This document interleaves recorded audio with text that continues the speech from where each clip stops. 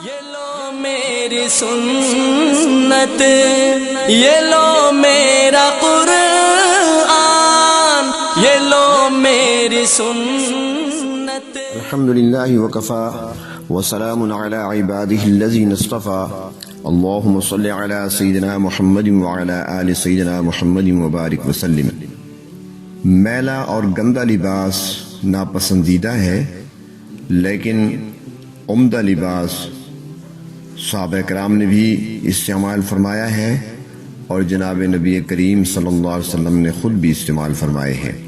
حضرت عبداللہ بن مسعود رضی اللہ تعالیٰ عنہ لوگوں میں عمدہ کپڑے زیب تن کرنے والے اور عمدہ خوشبو استعمال کرنے والے تھے۔ حضرت عثمان بن ابی سلیمان رحمۃ اللہ علیہ سے روایت ہے کہ حضرت عبداللہ بن عباس رضی اللہ تعالی عنہما نے ایک کپڑا 1000 درہم کا خریدا اور پھر اسے استعمال فرمایا، یعنی پہنا۔ حیات الصحابہ جلد 2 میں ہے کہ جناب نبی کریم صلی اللہ علیہ وسلم کے پاس جب کوئی وفد آتا تو آپ صلی اللہ علیہ وسلم اپنے اچھے کپڑے زیب تن فرماتے اور اپنے بڑے اصحاب کو بھی اسی کا حکم دیتے۔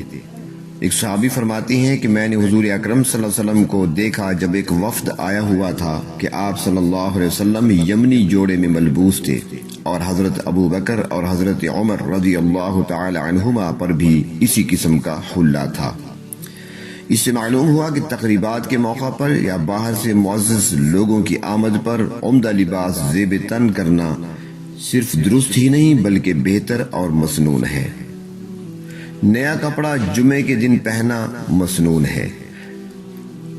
حضرت انس رضی اللہ تعالیٰ فرماتی ہیں کہ جب آپ صلی اللہ علیہ وسلم نیا کپڑا پہنتے تو اسے جمعہ کے دن پہنتے۔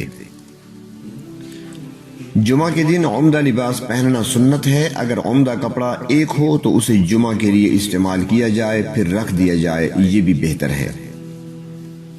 حضرت ابو ہریرہ رضی اللہ تعالیٰ فرماتے ہیں کہ جب جمعہ کا دن ہو غسل کیا جائے، عمدہ خوشبو لگائی جائے، کپڑوں میں عمدہ کپڑا پہنا جائے اور پھر نماز کو انسان چلا جائے اور اس حال میں کہ کسی گردن کو نہ پھاندے، یعنی جہاں جگہ ملے وہاں پر بیٹھ جائے تو اور پھر خطبہ سنا جائے تو اللہ تبارک و تعالیٰ ایک جمعہ سے دوسرے جمعہ تک بلکہ 3 سے زائد کے گناہ معاف کر دیں گے۔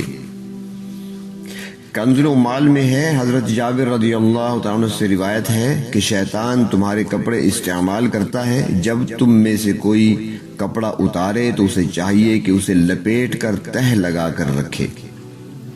ایسا کپڑا جس پر تصویر بنی ہو اس کی ممانعت ہے۔ بخاری شریف اور مسلم شریف کی روایت ہے، حضرت عائشہ رضی اللہ تعالیٰ فرماتی ہیں کہ میں نے ایک چادر خریدی جس میں تصویر تھی۔ جب نبی اکرم صلی اللہ علیہ وسلم نے اسے دیکھا تو دروازے پر ہی کھڑے رہے، اندر تشریف نہ لائے۔ میں نے آپ صلی اللہ علیہ وسلم کی ناراضگی کو سمجھ لیا اور میں نے عرض کیا کہ میں اللہ اور اس کی رسول سے توبہ کرتی ہوں اپنی غلطی پر۔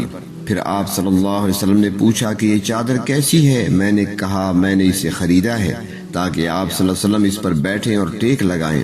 آپ صلی اللہ علیہ وسلم نے ارشاد فرمایا، اصحاب تصاویر کو قیامت کے دن عذاب دیا جائے گا اور ان سے کہا جائے گا جو تم نے بنایا ہے اس میں روح ڈالو۔ آپ صلی اللہ علیہ وسلم نے ارشاد فرمایا، وہ گھر جس میں تصاویر ہوں اس میں فرشتے داخل نہیں ہوتے۔ اس سے معلوم ہوا کہ تصویردار کپڑے یا چٹائی یا بستر کا استعمال خلاف شرع ہے۔ آج کل تو تصویر والی اشیاء کے استعمال کی بڑی کثرت ہے اور بلا جھجک اس کا استعمال کیا جاتا ہے، مکانوں دکانوں کو مزین کیا جاتا ہے۔ یہ بڑی ہلاکت اور بربادی کی بات ہے۔ وہ گھر، وہ مکان اور دکان فرشتوں، رحمت کے فرشتوں کی آمد سے محروم رہتے ہیں جہاں پر یہ تصویریں لگی ہوتی ہیں، کیونکہ حضرت علی رضی اللہ تعالیٰ عنہ فرماتے ہیں کہ نبی اکرم صلی اللہ علیہ وسلم نے ارشاد فرمایا کہ ملائکہ اس گھر میں نہیں آتے جہاں کوئی تصویر لگی ہو۔ عورتوں اور مردوں کو ایک دوسرے کی مشابہت نہیں کرنی چاہیے، لباس میں بھی اور ہر ادا میں۔ بخاری شریف جلد 2 میں ہے، حضرت عبداللہ ابن عباس رضی اللہ تعالیٰ عنہما سے روایت ہے کہ جناب نبی کریم صلی اللہ علیہ وسلم نے لعنت فرمائی ہے ان مردوں پر جو عورتوں سے اور ان عورتوں پر جو مردوں سے مشابہت اختیار کرنے والے ہیں۔ اب اس میں دیکھ لیا جائے کہ داڑھی منڈوانا بھی عورتوں سے مشابہت اختیار کرنے کے زمرے میں آتا ہے۔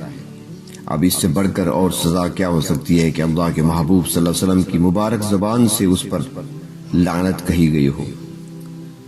ایک دوسری روایت میں ہے کہ آپ صلی اللہ علیہ وسلم کے قریب سے ایک عورت گزری جو کمان اٹھائے ہوئی تھی، جس طرح جنگ کی طرف جانے والے بہادر جوان اٹھاتے ہیں، تو آپ صلی اللہ علیہ وسلم نے فرمایا لعنت ہے ان عورتوں پر جو مردوں کی مشابہت اختیار کرنے والی ہیں اور ان مردوں پر جو عورتوں کی مشابہت اختیار کرنے والے ہیں۔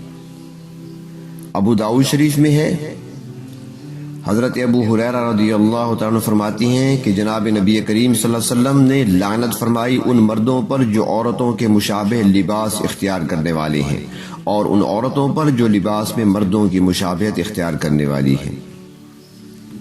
اور ایک اور روایت میں ہے، حضرت ابو امامہ رضی اللہ تعالیٰ عنہ سے روایت ہے کہ آپ صلی اللہ علیہ وسلم نے فرمایا 4 شخصوں پر دنیا اور آخرت کی لعنت ہے اور فرشتوں کی ان پر آمین ہے، یعنی لعنت پر فرشتوں نے آمین کہی ہے۔ ان میں سے ایک تو وہ ہے جسے خدا نے مرد بنایا اور وہ عورتوں کی مشابہت اختیار کرتا ہے اور اپنے کو مثل عورت کے بناتا ہے۔ ان تمام وعیدی روایتوں سے معلوم ہوتا ہے کہ لباس عرف میں مردوں یا عورتوں کے لیے خاص ہے، ایک دوسرے کو اس کا استعمال ناجائز اور حرام ہوگا۔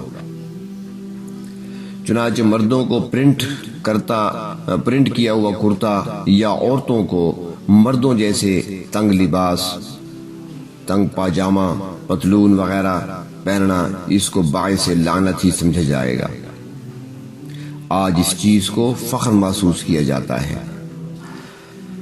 حضرت عائشہ صدیقہ رضی اللہ تعالیٰ عنہ کے سامنے ایک عورت کا ذکر کیا گیا جو جوتیاں پہنتی تھی، یعنی مردوں کی طرح، تو اس پر حضرت عائشہ رضی اللہ تعالیٰ عنہ نے فرمایا کہ اللہ کے رسول صلی اللہ علیہ وسلم نے ایسی عورت پر لعنت بھیجی ہے جو مردوں کے طور طریقے کو اختیار کرے، یعنی ان جیسا لباس اور ان کے ساتھ مشابہت اختیار کرے۔ اس سے معلوم ہوا کہ مردوں کی طرح عورتوں کو جوتی بھی نہیں پہننی چاہیے، یعنی کسی طریقے سے بھی نہ لباس میں اور نہ لباس کے علاوہ دیگر اشیاء میں مردوں کے طور طریقے کو نہیں اپنانا چاہیے۔ عورتوں کو احتیاط کرنے کی ضرورت ہے، کیونکہ اللہ کے محبوب صلی اللہ علیہ وسلم کی جانب سے لعنت کی گئی ہے۔ تو پھر کیسے کہہ سکتی ہیں کہ عورتوں کے لیے سائیکل چلانا، گاڑی چلانا، موٹر سائیکل چلانا درست ہوگا؟ یہ مردوں کے کام ہیں، عورتیں نہیں کر سکتی، یہ مردوں کے لیے ہی زیبا ہے۔ آج بہت سارے جدید فیشن اور جدید تہذیب کو گلے سے لگا کر غضب خداوندی والے اعمال کیے جا رہے ہیں اور اس میں لطف اور مزہ بھی محسوس کیا جاتا ہے اور اسی کو ترقی سمجھا جاتا ہے۔ اللہ تبارک و تعالی ہمیں اپنے محبوب صلی اللہ علیہ وسلم کی اداؤں کو اپنانے کی توفیق نصیب فرمائے۔ یہ لو میری سنت، یہ لو میرا قرآن، یہ لو میری سنت، یہ دکھلائے گی تم کو اب راہ جنت۔